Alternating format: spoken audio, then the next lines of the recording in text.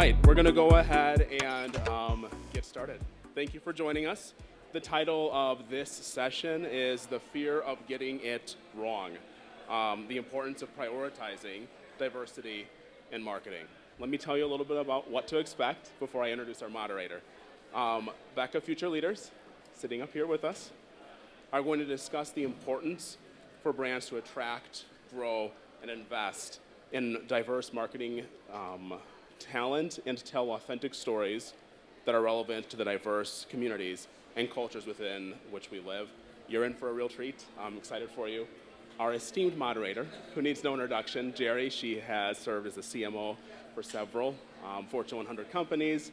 She sits on boards as well. She is a founding member, fearless leader of the Black Executive CMO Alliance, BECA, and she's going to be moderating this discussion. Thank you, Jerry. All right. Thank you, Logan. Logan's been doing an amazing job. He has been, you can imagine, being the social media person at Cannes for BECA, as well as being a future leader himself. So thank you, Logan. You've done a great job. And these folks they've done this is their second panel today. So they are like the hardest working people, I'm going to say, here at Cannes, because being able to do two panels and then still be upright with the time zone has been great. I'm the moderator, but I'm more of like a proud mom or proud auntie, because what you're seeing in front of you are an amazing group of young marketers that are changing the way we think and how we're learning and what we're doing. So I have the honor and privilege of introducing them to you today. So the first person that we're going to meet, and I want to get Omar's title right, because it's an important role at PayPal. He is the Global Partner Marketing Lead for PayPal. Not a small job, right? Okay. Then also let me welcome Charisse. And Charisse is the Senior Product Manager of Deloitte Digital, a little small company that many of you may have heard of. In fact, we have the Senior VP of Deloitte. Raise your hand, Kristen, here. Hello, for turning out for support. And then we have Tiffany, who is a marketing director at another small company you may have heard of called UPS. So they are here, and we're going to learn from them, because I'm going to ask them each a question that's going to allow us to learn. And one of the things that I have found out is the more I know that I don't know. And I am going to die learning and hearing and getting better from people. So the first question that I have for you, Omar, and it's always hard to start first, but I saw you do an amazing panel, and so you're not shy. You can take the first question. In fact, you can probably stand up and introduce yourself to everybody and walk around. You've been a great MC. So what do most organizations seem to miss when it comes to focus on diversity? Now, and when I ask you that question, everybody knows the answer to this. If I asked each of you, you'd be able to say, oh, this is what they're missing.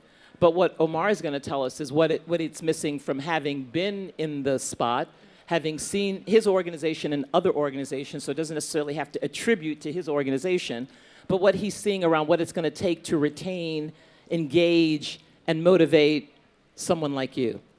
No, Jerry, thanks again for this opportunity. Thanks, for BECA, all the Oh, wait a minute. members. Let me tell you how they got here. Okay. So Kelly, Charles, Logan, Lamy, stand up. Stand up. Okay. So these are our additional future leaders. We call them future leaders intentionally. Oh, and I'm sorry, Charles. Mike, stand up. We call them future leaders intentionally because they are our future leaders, and they want a competition. They want a competition where they had to express how are we going to get better as a country, as a corporation, as a people around diversity. And they had to present to BECA members, the editor of Ad Age, Dan Perez, folks from Essential Can, and they blew us away with their answers. So I'm just very proud of them too. So, all right, Mike, everybody. Okay, all right. So that was a long lead, and I'm going to stop talking, Omar. No, no, that's great. No, thanks a lot, Jerry.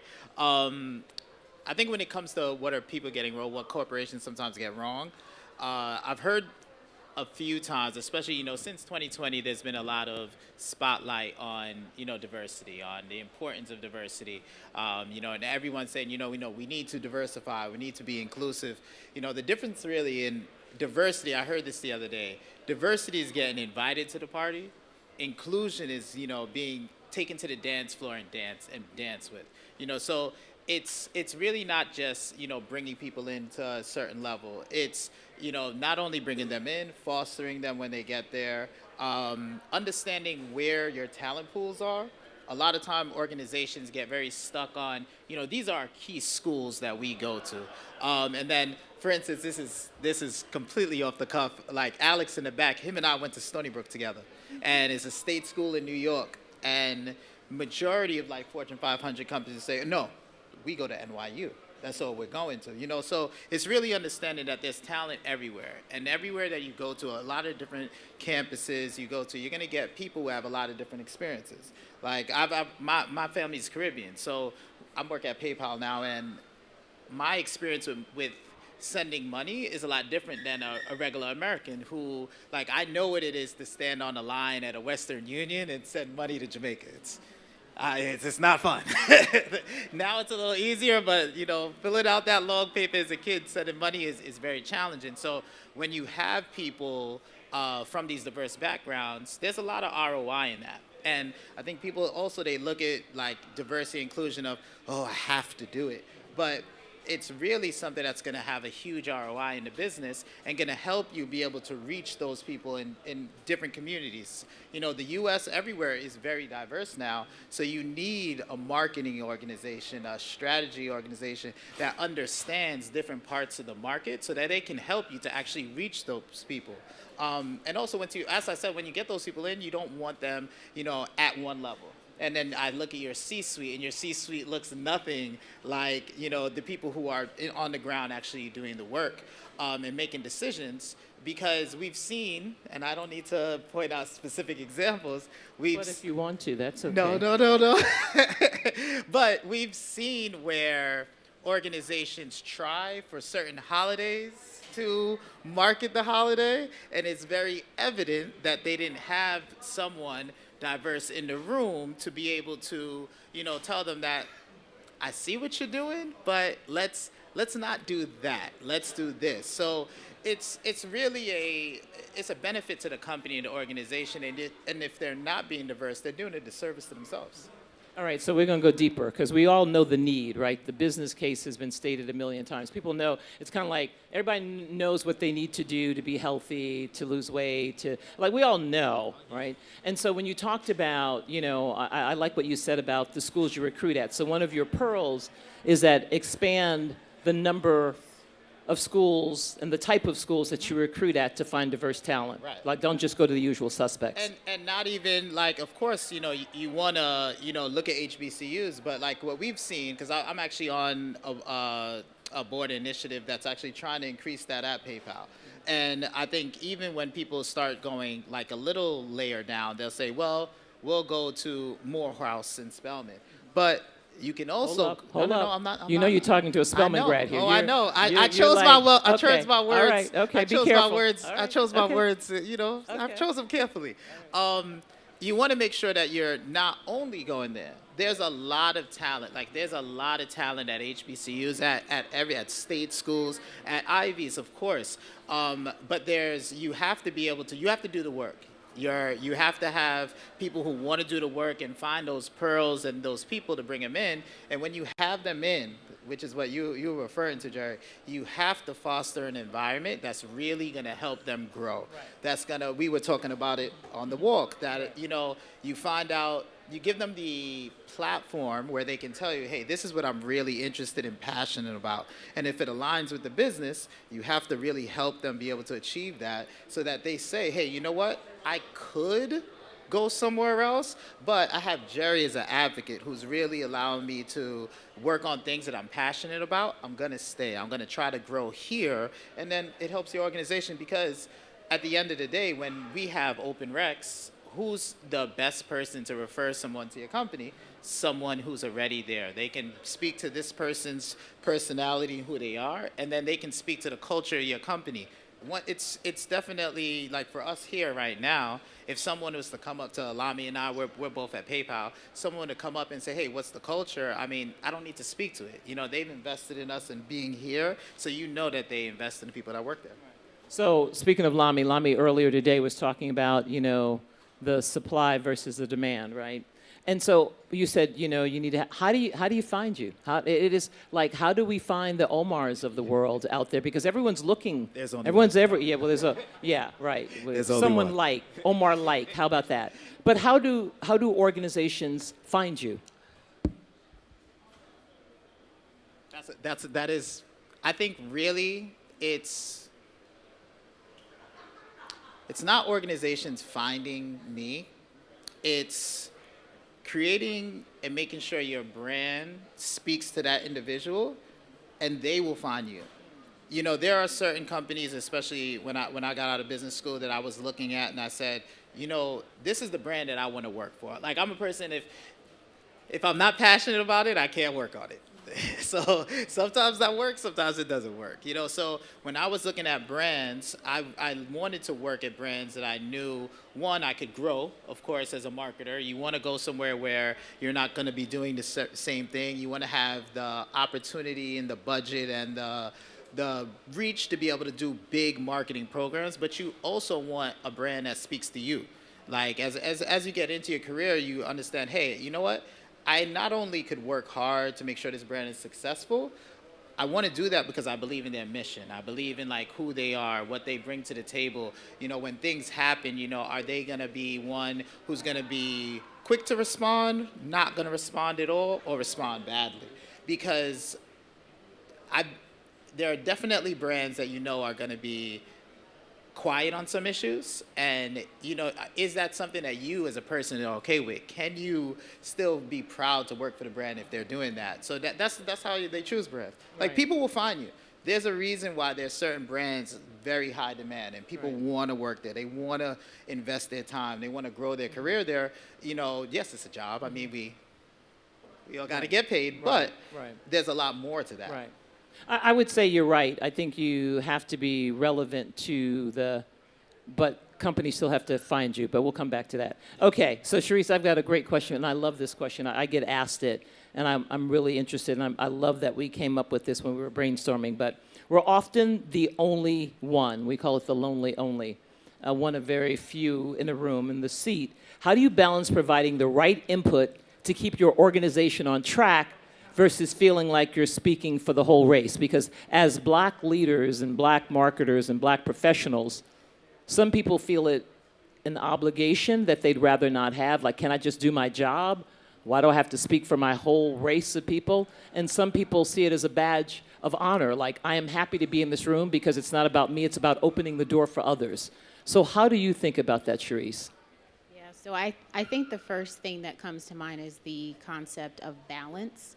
Balance is very hard for those of us who are diverse, because a lot of times you will hear us speak about being exhausted, fighting for different causes, whatever that looks like for you.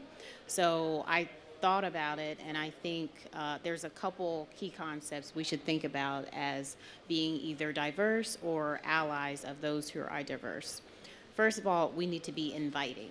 So when you are typically the only one, it's typically related to like performance management or compensation, or you're trying to get someone hired, pulled across the line. But for your colleagues to believe in you and weigh in, they have to feel like you are opening the door to let them in. And I would definitely say, as a black woman, there's already stereotypes that come with us as black women. But we have to keep that in our mind and figure out ways to be very inviting to others, so that you're not always the one coming up to a group of individuals that don't look like you. So we've all been there in different scenarios, you know, whether you're a woman, whether you're black or not. The second aspect is we have to be very educational. So don't let things slide. If you recognize a microaggression, or someone who is being sexist, or someone who is gaslighting, we need to be educational to others professionally, but take those opportunities to educate so that for the next person that comes along, this won't happen again. And I think the last aspect that I think about is just focus on allyship and get really comfortable with it. And that's for everyone in the room, because we're all allies in some way, shape, or form. So if you think about those concepts, it really makes being the only one, or sometimes the token, as we hear, a lot, not easy, but smoother to try to get other allies behind you. So those are just some things that I've learned from coursework and talking to other senior leaders who are diverse that have worked for them, and they've tried to instill with their colleagues who might not look like them or have the same identification, whether it be like sexual orientation, married or single, kids or not. So how do you then deal with an organization? Because we were talking about this as a group around the advent of the employee voice. It used to be you can get away with a lot of BS, right? You could put out stories and narratives. There's like, yes, we're the best. Yes, we care. Yes, we're on it. And employees would be like, are we though? Really? Because I'm like following the money and the decisions and the focus, and it's not lining up. So with those three things that you talked about, how do you then call bullshit if they're not being done in an organization in a way that allows you to keep your job and pay your bills?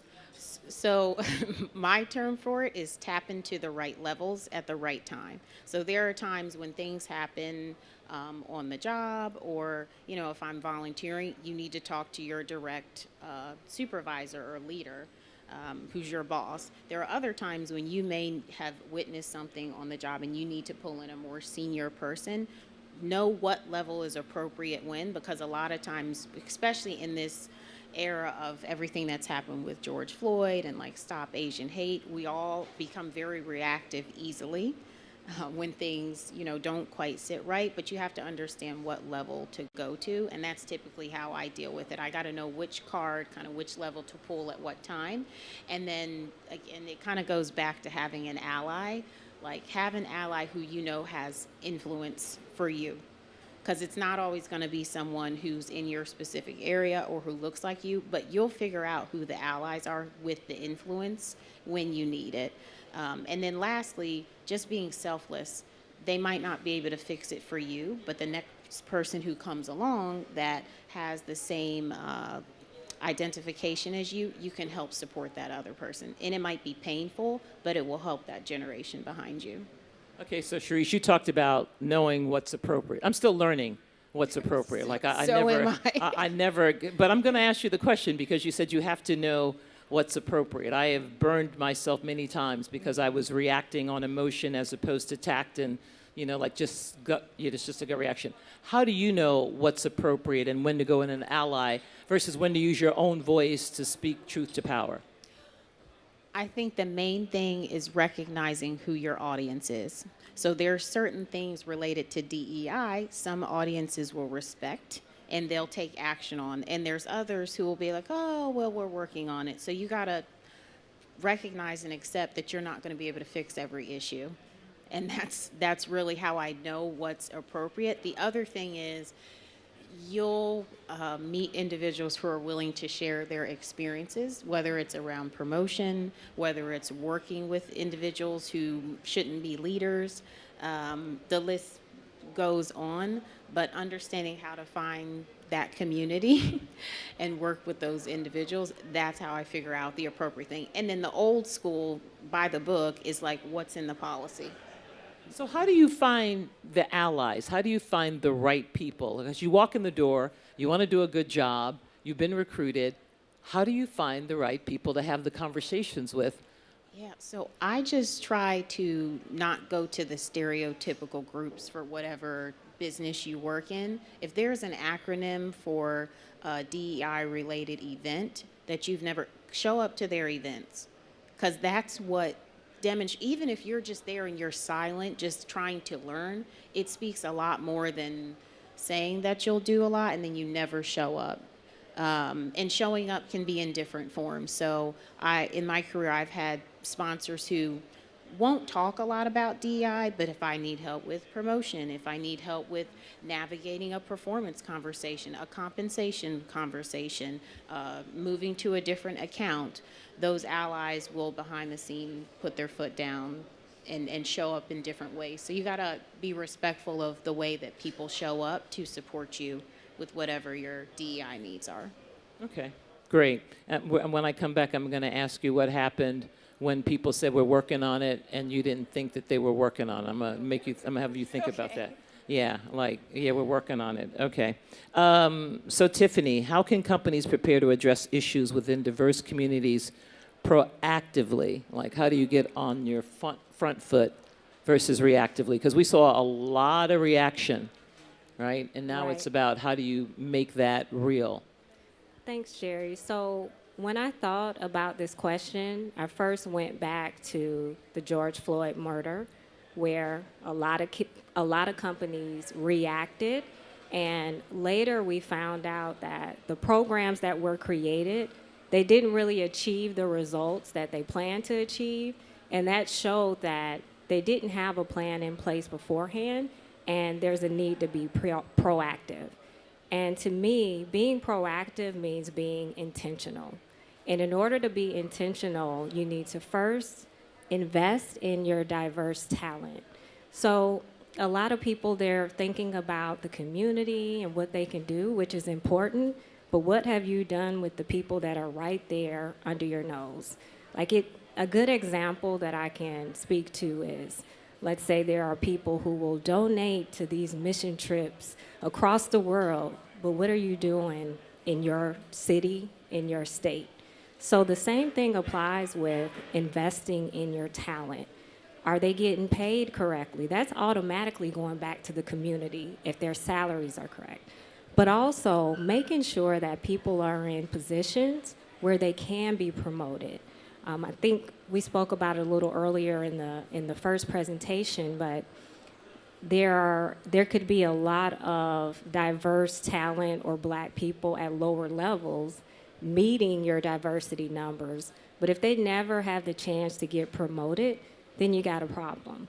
So make sure you're looking at what's in front of your face and investing in the diverse talent. Secondly, I would go to understanding the community. To be proactive, you have to know what the needs are. So if you just try to guess, and then that goes back to the example of a company putting out a marketing campaign for black people, and we look at it and say that's definitely not for us. That was biased and racist and what have you. Same thing goes there. If you put together a DE&I program and you're not catering to the communities that you want to help develop, then you also have an issue. And where I can see that you can get that intel is internally through business resource groups. Also want to notate there, a lot of times companies do that set it and forget it, like, oh, we got a resource group. Well, are you talking to the resource group? You have to be having those conversations, and that's continual effort, a couple times a year, maybe, numerous times having those conversations. And then externally, talking to community leaders and figuring out what's the right organization for companies to put their money, put their service, but also amplify what they're doing. So even the relationship you can have with the company and talking about it publicly can help them get funding, but we also should be doing all three of those from a company standpoint. I think I have Those a third were good, because I've got so much follow-up. Okay. I'm trying to figure out which one I'm going to lean into first. So let me lean into the first one you talked about, which I thought was really important. You're talking about retention versus attraction, right? Correct. So companies say, oh, we got to go get more because we don't have the right representation, which I'm always for, right? If you don't have it and it takes you 5-10 years to groom it, then does that mean we got to wait 5 to 10 years for representation? But a lot of companies do ignore the people that are there, Yes. right? So when you talk about focusing on who's there, but how do you deal with, and I've had conversations where people say, yes, we have representation, but they're not the right people, or they're not performing, or they don't have the skills, or so how does an organization, and it's kind of a trick question because there's really only one answer, but how does an organization deal with underperformers? That's one. Right. Think about that. And then I want to come back to this issue that you talked about around this campaign is for black folks, but it clearly isn't. You missed the mark Right. on that. And how do you make sure that you have that? If you don't have it in the room, then how do you leverage people in the organization that maybe wouldn't be part of the decision, but are in the organization that you can help in a way that is meaningful and not token? So. Okay, so the first one, there definitely needs to be a development program, but the organization also needs to look at what are the determination factors of the person being underperforming, or are they being compared fairly? Are they in the right position? There are a lot of different reasons why that could be happening, and if you just hold someone down in that position and that's not where they really should be, then you're limiting your company as well as that person. So figuring it out and really developing them. So from a campaign standpoint, I still wouldn't agree with just picking someone up, because if you don't have anyone in the room already, you need to get that person in the room before you send a campaign out that's supposed to be for people like me, because then I feel like you're being fake. It's not intentional. So don't even put the campaign out until you have the people in the room. And then my last quick question is, you talked about ERGs and said, well, you got an ERG, but are you showing up? But what things would you suggest for people in the audience that have organizations that have ERG, and how they can make these ERGs stronger? So just attending, similar to what Charisse said, sitting there, people see you, oh, this person is here at our African American BRG. In the back of my mind, I'm always going to remember that and see that the person spent the time to come. But it's also very important for senior leaders to go, and there should be those like fireside chats, sharing. As a senior leader, I think it's very important that you are connecting continually with all the BRGs, because if you're not a part of that community, that's the best way for you to get that feedback and figure out from an organizational standpoint what you should focus on. Great, I love it. Questions?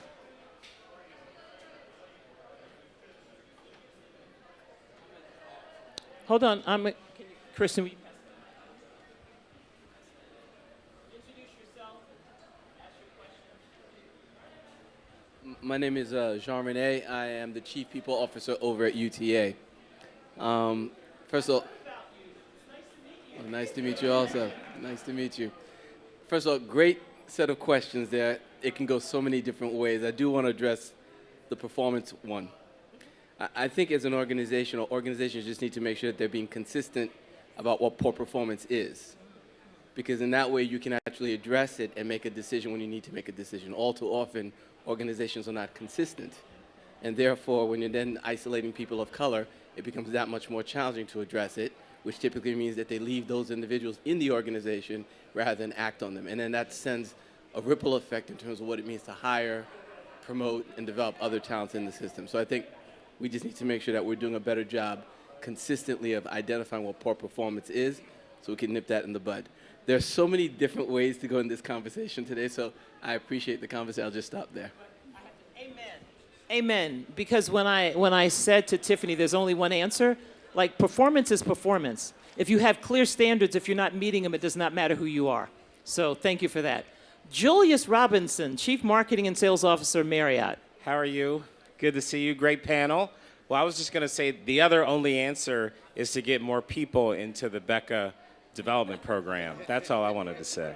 Absolutely. Thank you. And the BECA program is about taking future leaders and exposing them to what it's like to be in the C-suite before they get there, so that when they get there, they're ready and prepared and know what's coming. And as you can see from the talent in the room, they have all of what they need to succeed. And if we can give them that little secret sauce about, come here, let me whisper in your ear about what it's like, it makes all the difference in the world. So thank you guys for attending our panel and being a great audience. Thank you.